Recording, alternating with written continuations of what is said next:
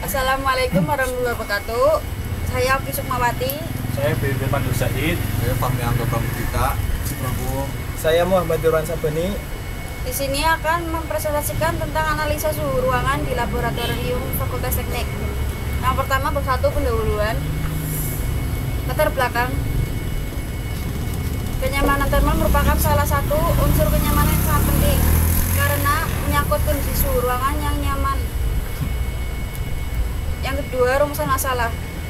Bagaimana menganalisis suhu ruangan dan daya yang dipakai pada AC, dan bagaimana dampak refrigerasi, kerja kompresi, laju aliran massa, beban listrik, kapasitas refrigerasi, dan kop AC. Yang ketiga, tujuan dan manfaat. Yang pertama, tujuan dapat melakukan analisis terkait suhu AC dalam ruangan, menghitung dampak refrigerasi, kerja kompresi, laju aliran massa, beban listrik, kapasitas refrigerasi, dan kop AC, lalu menghitung suhu ruangan dan daya AC yang dipakai. Yang kedua, manfaat.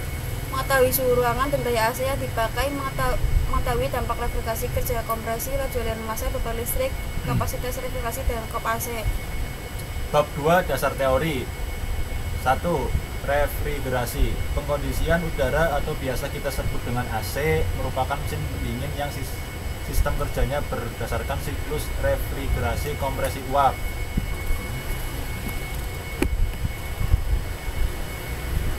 Untuk mendinginkan sebuah ruangan, siklus refrigerasi kompresi uap ini menggunakan 4 komponen yang berperan penting dalam proses kerjanya, diantaranya yaitu kompresor, kondensor, katup ekspansi, dan evaporator. Prinsip kerja siklus refrigerasi kompresor dapat dijelaskan pada gambar berikut. A. Evaporator. Refrigeran menyerap panas dalam ruang melalui kumparan pendingin, dan tugas evaporator menyebabkan udara dingin ke dalam ruangan. Refrigeran dalam evaporator mulai berubah kembali menjadi uap bertekanan rendah yang masih mengandung sedikit cairan. B. Kompresor. Kompresor merupakan unit tenaga dalam sistem AC, di mana kompresor berperan sebagai unit penghisap. C.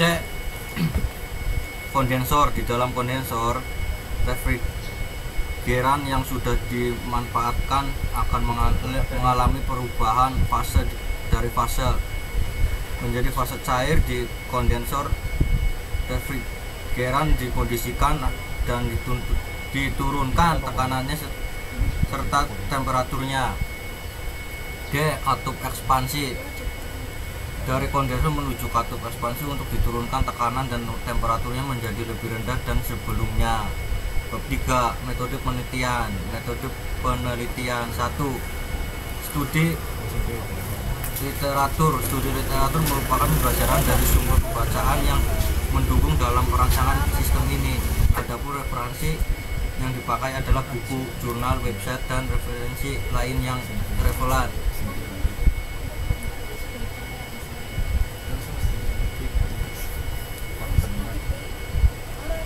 2. Analisa masalah. Dengan jalan menganalisa semua permasalahan yang ada berdasarkan sumber-sumber yang ada dan berdasarkan pengamatan terhadap masalah tersebut.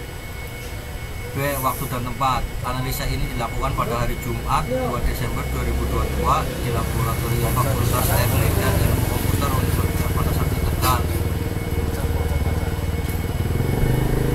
C. Flowchart atau diagram alir.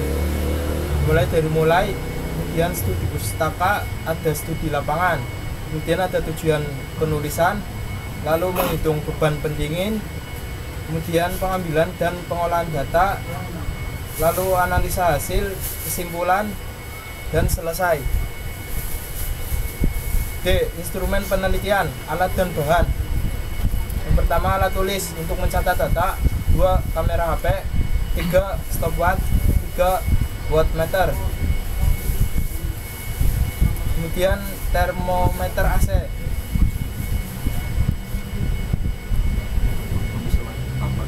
Bab 4. Bab 4.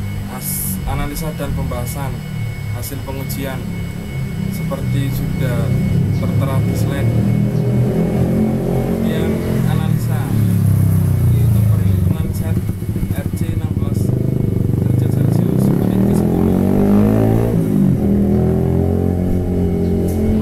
menit ke 0 dampak refrigeran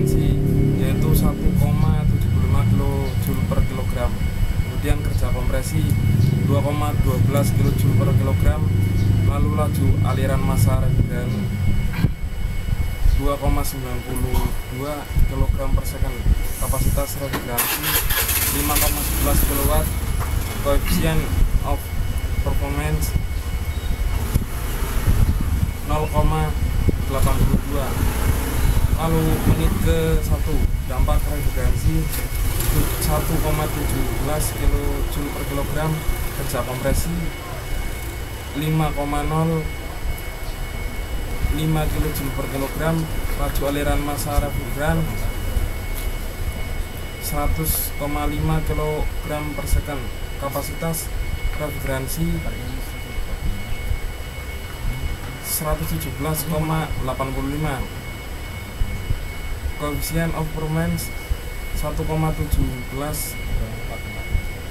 maaf 0,23. Kemudian bab 5.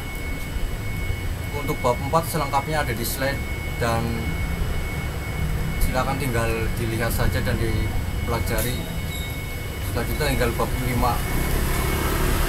Bab 5 penutup. A. Kesimpulan. Mesin pendingin merupakan sebuah alat siklus yang prinsip kerjanya hampir sama dengan pompa kalor yang menggunakan fluida. Kerja berupa refrigeran. Siklus kompresi uap dipengaruhi oleh beberapa faktor, antara lain entalpi, kapasitas kompresor, kondensor, pipa kapiler, dan evaporator. B. Saran. 1. AC harus dipelihara dengan baik, sebab kebanyakan masalah terbesar kerusakan AC adalah kurangnya pemeliharaan kondensor dari AC. 2. Termometer AC perlu perbaikan dan perawatan dikarenakan ada beberapa alat yang error. 3. Kebersihan, kerapian, dan tatanan laboratorium juga perlu diperhatikan. Sekian presentasi dari kelompok 2, kurang lebihnya mohon maaf. Saya akhiri, wabillahi taufiq wal hidayah. Wassalamualaikum warahmatullahi wabarakatuh. Waalaikumsalam warahmatullahi wabarakatuh.